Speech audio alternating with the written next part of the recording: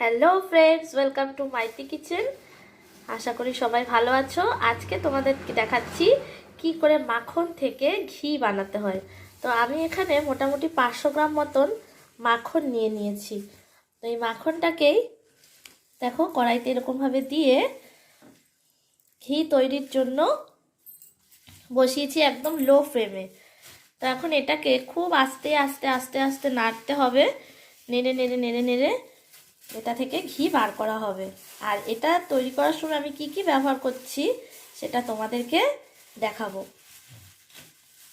এটা একদম ঘরোয়া পদ্ধতিতে তৈরি হচ্ছে, এতে কোনো ভেজাল নেই, আর পিওর একদম ঘিটা তৈরি হবে। এটার মাখনের স্বাদটা কিন্তু খুব সুন্দর, একদম কেনা বাটারের মতন নয়, কিন্তু মাখনের যে একটা রিয়েল গন্ধ স্মেল সেটা কিন্তু খুব সুন্দরভাবে পাওয়া যাচ্ছে।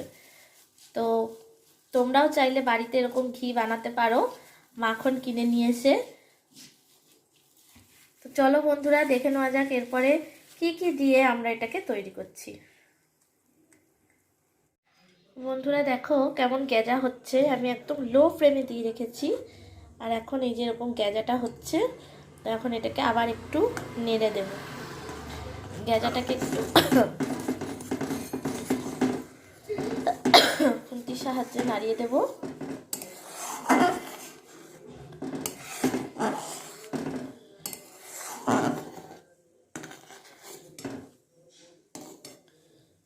সরস্বতী পুজোর ফটো কিন্তু তোমাদেরকে আমি দিয়ে দিয়েছি, ইউটিউবে আপলোড করেছি, তোমরা অবশ্যই অবশ্যই দেখবে, আমাকে কমেন্ট বক্সে জানাবে তোমাদের কেমন লাগলো। আর তোমাদেরও যদি ভালো লেগে থাকে তাহলে অবশ্যই অবশ্যই এটা বাড়িতে ট্রাই করো, একদম পিওর ঘি পাওয়া যাবে।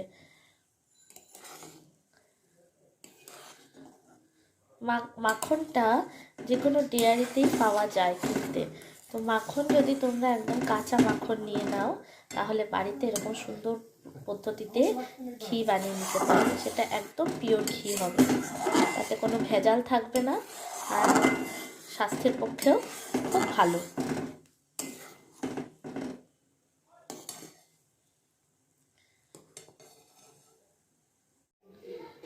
পাঁচ মিনিট পর আবারও ফিরে এসেছি।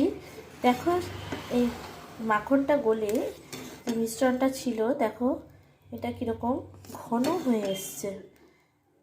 আগে অনেকটা পাতলা ছিল আর কমে গিয়ে এখন অনেকটাই ঘন হয়ে এসছে। তো আবারও খানিকক্ষণ নাড়াচাড়া করে দিলাম।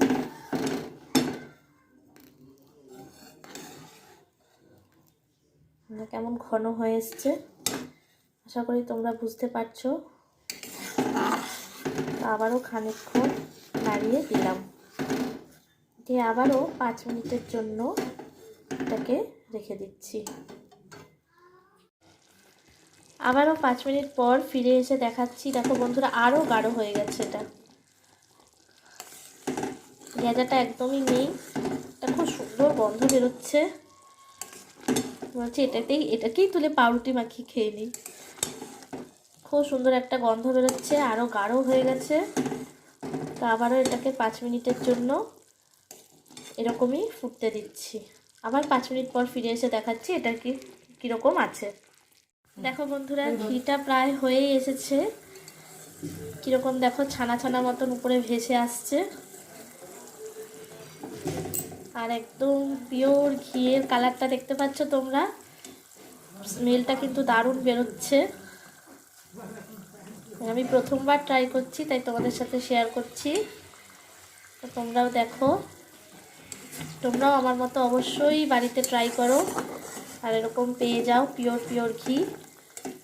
তো চলো বন্ধুরা আবার এটাকে কিছুক্ষণ হতে সময় দিচ্ছি, আবার দেখাচ্ছি কীরকম লাগছে পুরোপুরি হয়ে যাওয়ার পর। আচ্ছা, এখন এটাতে একটু ভালো স্মেল আনার জন্য লেবু পাতাগুলোকে দিয়ে দিচ্ছি।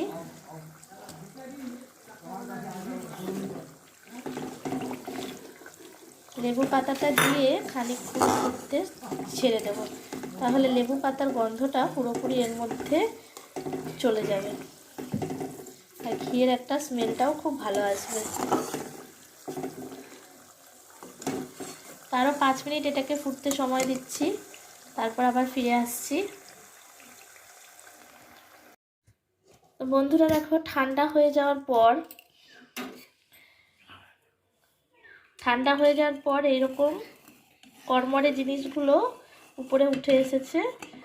আর এইটাতে লেবু পাতাগুলো একদম ইয়ে হয়ে গেছে।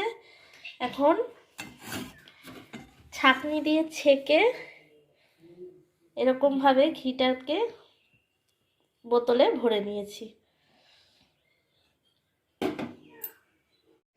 তো বন্ধুরা, ঘিটাকে দেখো এর শিশিতে ঢেলে দিয়েছি।